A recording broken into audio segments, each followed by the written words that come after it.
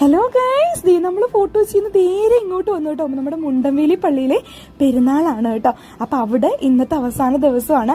അപ്പൊ പ്രദക്ഷിണം ഇറങ്ങിയിരിക്കുകയാണ് കേട്ടോ. അപ്പൊ ഞങ്ങൾ വന്ന പാടെ തന്നെ അവിടെ കസേര ഉറപ്പിച്ചങ്ങ് ഇരുന്നു കേട്ടോ.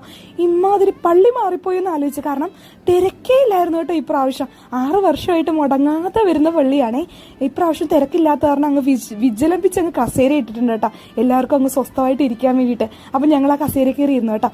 ഒരാൾ അവിടെ ആട്ടുമ്പേനെ കണ്ടിട്ട് ആട്ടുമ്പയുടെ പുറകെ ഓടും കേട്ടോ. നമ്മുടെ ഡാവിക്കുട്ട ഞങ്ങൾ കുത്തോന്ന് പേടിച്ച് നിൽക്കുകയാണേ. ഇതേ പോകുന്നുണ്ടോ. അപ്പൊ നമ്മുടെ കുട്ടന്മാരുടെ ചാനല് നിങ്ങൾ ആദ്യമായിട്ടാണ് കാണുന്നെങ്കിൽ ഓടിപ്പോയി സബ്സ്ക്രൈബ് ചെയ്യുക കേട്ടോ. ഇപ്പൊ ഓടിപ്പോയി പിടിച്ചില്ലെങ്കിൽ അവൻ കുത്തുകൊണ്ടേനും കേട്ടോ. ആട്ടുമ്പോ 2-3 അതായത് എല്ലാവരും ഓടുകയാണ് കേട്ടോ. ആട്ടുമ്പോ വരുന്നതുകൊണ്ടിട്ടാണേ. അപ്പൊ നമ്മൾ ഇതേ പ്രദക്ഷിണം ഇറങ്ങാൻ വേണ്ടിയിട്ട് വെയിറ്റ് ചെയ്തേ. പ്രദക്ഷിണം വന്നുകൊണ്ടിരിക്കുകയാണ്. രൂപം കൊണ്ടുവരികയാണ് കേട്ടോ. അപ്പൊ അന്ന് പള്ളിയിലേക്ക് കയറും.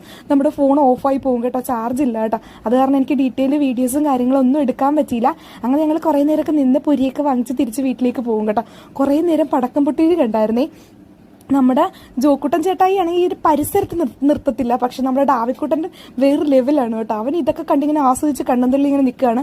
ഞാൻ കണ്ടിട്ട് ഞാൻ ഞെട്ടുന്നതല്ലാണ്ട് അവൻ ഞെട്ടുന്നില്ല കേട്ടോ. അപ്പോൾ അതൊക്കെ കണ്ട് ഞങ്ങളിങ്ങനെ ആസ്വദിച്ച് നിൽക്കുകയാണ്. കുറച്ച് നേരം കഴിയുമ്പോൾ ചേട്ടയും പുള്ളി അവിടെ ഇറങ്ങി നിന്ന് ചെണ്ടകൊട്ടും കാണും കേട്ടോ. ഇപ്പോൾ ജോക്കുട്ടൻ ചേട്ടായിക്ക് ഇങ്ങനെ നിൽക്കാനുള്ള പരുവായി. ആ പ്രായത്തിൽ അവൻ നിൽക്കത്തില്ലായിരുന്നു കേട്ടോ. ഒച്ചപ്പാടും ബഹളം. അപ്പോൾ ഈ അടുത്ത വീഡിയോ കാണാൻ താങ്ക് യു.